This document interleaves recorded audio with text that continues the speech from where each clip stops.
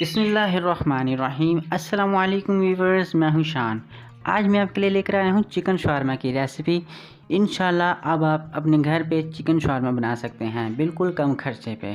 چلتے ہیں ویڈیو کی طرف، لیکن اس سے پہلے میرے چینل کو please like, share and subscribe کر دیں۔ سب سے پہلے ہم لیں گے 300 گرام بون لیس چکن اور اس میں شامل کر لیں گے 2 ٹی اسپون لال کوٹی ہوئی مرچ، 1 ٹی اسپون نمک، ہاف ٹی اسپون زیرہ، ہاف ٹی اسپون ہلدی،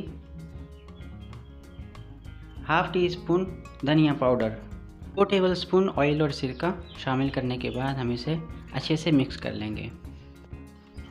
چکن کو مسالہ لگ چکا ہے، اب ہم اسے 2 گھنٹے کے لیے ریسٹ دیں گے اور ایک ڈھکن سے ہم اسے ڈھانپ دیں گے تاکہ مسالہ اچھے سے جذب ہو جائے۔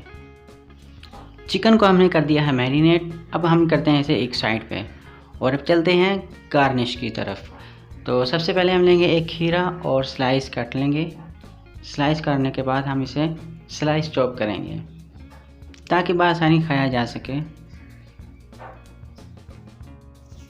اسی طرح لیں گے ایک بند گوبھی اور بند گوبھی کو بھی ہم اسی طرح سے کٹ کر لیں گے، آپ دیکھ سکتے ہیں۔ اور اب لیں گے ایک پین میں ہم حسب ضرورت آئل شامل کرنے کے بعد اس میں ہم چکن جو میرینیٹ کیا ہوا تھا پکا لیں گے۔ لو آنچ پر پکانا ہے تاکہ بآسانی اور اچھے طریقے سے پک جائے۔ چکن کو میرینیٹ کرنے سے پہلے ہی میں نے چکن کے چھوٹے چھوٹے ٹکڑے کر لیے ہوئے تھے، تو آپ دیکھ سکتے ہیں کہ چکن پھر اچھے سے پک جاتا ہے۔ چکن بالکل تیار ہے۔ اب لیں گے ہم ایک پیٹا بریڈ اور اسے ہم دونوں طرف سے ٹوسٹ کر لیں گے۔ ٹوسٹ کرنے کے بعد ہم اسے ایک بٹر پیپر کے اوپر رکھ دیں گے۔ اور ریڈ چلی سوس بازار سے بھی مل جاتی ہے، لیکن گھر پہ بھی بنانے کا آسان طریقہ میں آپ کو بتا دوں گا۔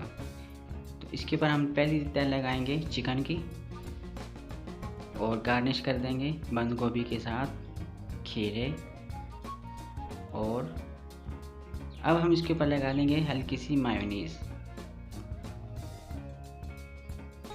اور اسے پھر ایسے ہم فولڈ کر دیں گے۔ آپ دیکھ سکتے ہیں فولڈ کرنے کا طریقہ، آپ ہی ضرور ٹرائی کیجیے گا انشاءاللہ، اور بہت کم خرچ آتا ہے۔ اسی طرح سبسکرائب بھی آپ بالکل فری کر سکتے ہیں میرے چینل کو۔ ملتے ہیں نیکسٹ ویڈیو میں انشاءاللہ۔